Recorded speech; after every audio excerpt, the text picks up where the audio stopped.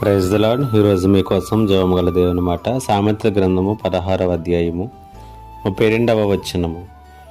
పరాక్రమశాలి కంటే దీర్ఘశాంతము గలవాడు శ్రేష్ఠుడు. పట్టణమును పట్టుకుని వాని కంటే తన మనస్సును స్వాధీనపరుచుకున్నవాడు శ్రేష్ఠుడు.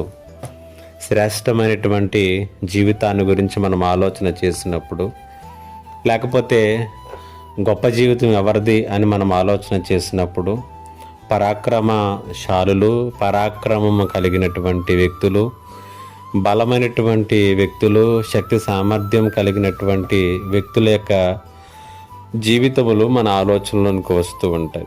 వారి జీవితాలు చాలా గొప్పవిగా, చాలా ఉన్నతమైనటువంటివిగా, చాలా శ్రేష్టమైనటువంటివిగా చాలా మార్లు భావిస్తూ ఉంటాం. కానీ గొప్ప జ్ఞానిటువంటి సొలొమోను శ్రేష్టమైనటువంటి జీవితాలు ఎవరివో తెలియచేస్తున్నాడు. ఎవరివేనంటే పరాక్రమశాలి కాదు, దీర్ఘశాంతము గలవాడు శ్రేష్టమైనటువంటి జీవితము గలవాడు అంటున్నాడు. పట్టణాన్ని పట్టుకునేటటువంటి వానికంటే తన మనస్సును స్వాధీనపరుచుకునేవాడు శ్రేష్ఠుడు అంటున్నాడు. పరాక్రమము అన్ని వేళలా మనకు ఉపయోగపడదు, అన్ని సందర్భాల్లోనూ మనకు సహాయపడదు. కానీ దీర్ఘశాంతము అన్ని సందర్భాల్లోనూ కూడా మనకు ఉపయోగపడుతుంది, శ్రేష్టమైనటువంటి వ్యక్తులుగా నిలబడుతుంది. ఒక పట్టణాన్ని స్వాధీనపరచుకునేటంత బలవంతుని కంటే కూడా మనస్సును స్వాధీనపరుచుకునేవాడు శ్రేష్ఠుడు అంటున్నాడు.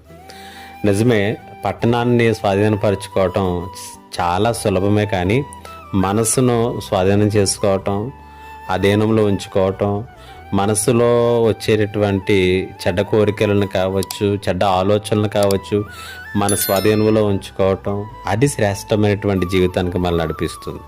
ఎందుకు ఈ మాటలు వింటున్నటువంటి నీ జీవితంలో నీ బలం, నీ శక్తి, నీ సామర్థ్యాలతో అన్నీ చేయగలవేమో. మనసును స్వాధీనపరచుకుంటేనే శ్రేష్టమైనటువంటి జీవితం. దీర్ఘశాంతాన్ని కలిగి ఉంటేనే శ్రేష్టమైనటువంటి జీవితం. ఆలోచన చేసుకో, పరిశీలన చేసుకో. దేవుడి మాటల చేత మిమ్మల్ని దర్శించునుగాక. ఆమేన్. ప్రార్థన. మా దేవా, నీకు వందనాలు, స్తుతులు, స్తోత్రాలు. శ్రేష్టమైనటువంటి జీవితానికి శాంతం, మనస్సును స్వాధీనపరచుకోవటం, ఈ రెండు విలువైనటువంటివని మాకు నేర్పించారు. ఈ మాటల చేత ప్రతి ఒక్కరిని బలపరచమని యేసయ్య నామములో అడిగి వేడుకొనిచున్నాను తండ్రి. ఆమేన్. ఇంకా ఎవరైనా మా ఛానల్ని సబ్స్క్రైబ్ చేసుకోకపోతే సబ్స్క్రైబ్ చేసుకోనండి, లైక్ చేయండి, షేర్ చేయండి. May God bless you.